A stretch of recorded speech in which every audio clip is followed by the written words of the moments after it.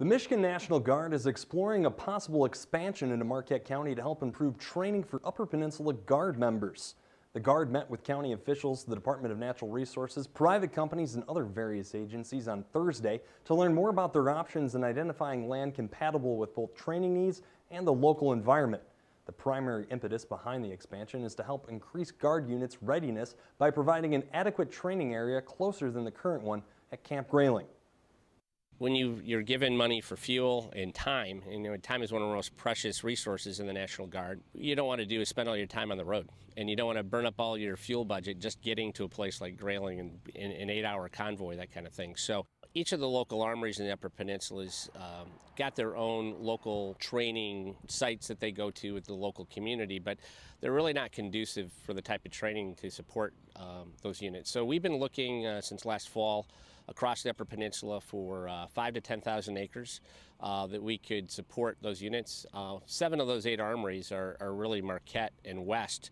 So geographically, it makes sense that acreage, if we find it for training, be somewhere in the Marquette area or west. Marquette County is considered an ideal location for the expansion because 7 of the 8 UP armories are located either within the county or west of it. The Guard is narrowing down areas for a potential land use deal by ruling out parcels on state parks, land protected by the Pittman-Robertson Wildlife Restoration Act, and land covered by any other restrictions.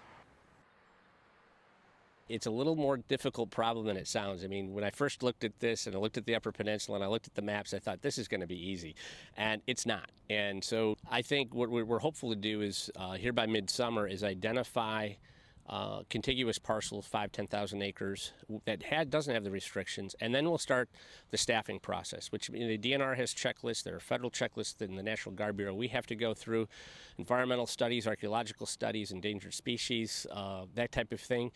The great news is down in Camp Grayling, where we do this with about 40,000+ acres, the National Guard Bureau, the Pentagon, we can sometimes bring resources, federal dollars, to help protect species like the Kirkland warbler and the Michigan rattler and that type of thing. As a matter of fact, we've got a program starting with some PhDs that's funded by the Pentagon down in Grayling this week to help with endangered species. And so we may be able to help with some of the forestry management with some resources if we do work on a land use agreement with the local community. Preliminary plans for a land deal to expand Camp Grayling cause concerns from some groups. The Guard is adamant that they will run through the required checklists of environmental studies, and when in doubt, they will not train in an area that poses any risk to the environment.